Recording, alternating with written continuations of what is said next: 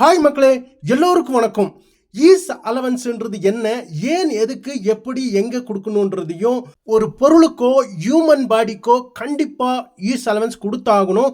கொடுக்கலன்னா என்ன ஆகுன்ற இந்த வீடியோவில் சொல்லியிருக்கேங்க. உருளை வடிவமுள்ள இந்த பொருளுக்கு ஒரு கவர் ரெடி பண்ண போகிறோம். இதன் சுற்றளவு 10.75 பாருங்க மக்களே.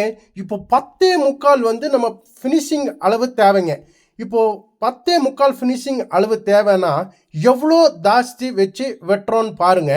இப்போ 10.75னா 1 இன்ச்சு ப்ளஸ் பண்ணி 11.75 இப்போ மார்க் பண்ணி வெட்ட போகிறோங்க. சரிங்களா? இப்போ 1 இன்ச்சு ஜாஸ்தி பண்ணியிருக்குங்க. 1 இன்ச்சு ஜாஸ்தி எதுக்காகனா இது ரெண்டையும் பாருங்க 1/2 இன்ச்சு வச்சு ஒட்டுறதுக்காக நம்ம 1 இன்ச்சு ஜாஸ்தி வச்சுருக்கோம். பாருங்க, இது கம்மு போட்டு ஒட்டி கவர் பண்ணுறதுக்காக இந்த சைடு ஒரு 1/2 இன்ச்சு கம்மு போட்டிருக்கோங்க. அதே மாதிரி இந்த சைடும் ஒரு 1/2 இன்ச்சு கம்மு போட்டு அப்படியே இது கவர் பண்ணியிருக்கோங்க. இந்த கவர் பண்ணி ரெடி பண்ணி வச்சிடலாம். இந்த கவருக்கு 1ஆம் நம்பருங்க. சரிங்களா? 1ஆம் நம்பர் கவர் நம்ம நோட் பண்ணி வச்சுக்கோங்க.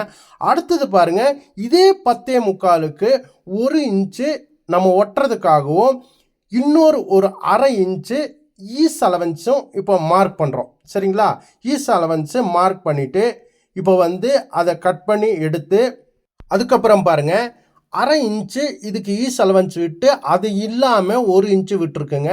மொத்தம் 12.25 இன்ச்சு அளவு விட்டுருக்கு. பாருங்கள், இந்த டோட்டல் அளவு 12.25 இன்ச்சில் 1/2 இன்ச்சு ஈஸ் அலவன்ஸுக்காக விட்டுட்டு மீதி 1 இன்ச்சு இருக்கு இல்லைங்களா, அந்த 1 இன்ச்சை 2 சைடும் டிவைட் பண்ணி 1/2 இன்ச்சு அளவுக்கு நீங்கள் கம்மு போட்டு க்ளீனாக கம்மு போட்டு அந்த 1/2 இன்ச்சு அளவுக்கு மாத்திரம் நீங்கள் ஒட்டி இந்த கவர் ரெடி பண்ணிடுங்க. பாருங்கள், இது 2வது கவருங்க. சரிங்களா? இப்போது முதல் கவரு 2வது கவரு 2 கவரையும் இப்போது இதுக்கு எது சூட்டபிள் ஆகுதுன்னு நம்ம இப்போ பார்க்கலாங்க. பாருங்கள், இந்த 1ஆம் நம்பர் போட்ட கவருக்கு ஈஸ் அலவன்ஸ் கொடுக்கல. இப்போ இந்த 2ஆம் நம்பர் போட்ட கவருக்கு ஈஸ் அலவன்ஸ் கொடுத்துருக்குங்க. சரிங்களா? இப்போது இந்த கவருக்கு இந்த எந்த கவர் சூட் ஆகுதுன்னு சொல்லி இப்போது பார்க்க போகிறோங்க. பாருங்கள், 1ஆம் நம்பர் கவரை எடுத்து போட போகிறோம். பாருங்க, இந்த உருளையின் அளவுக்காகவே நாம் அளவு எடுத்து அதே அளவுக்கு ஈஸ் அலவன்ஸ் கொடுக்காம இப்போது இதை ரெடி பண்ணியிருக்கோங்க. அதனால தான் பாருங்கள் இது உள்ளே போக மாட்டேங்குது.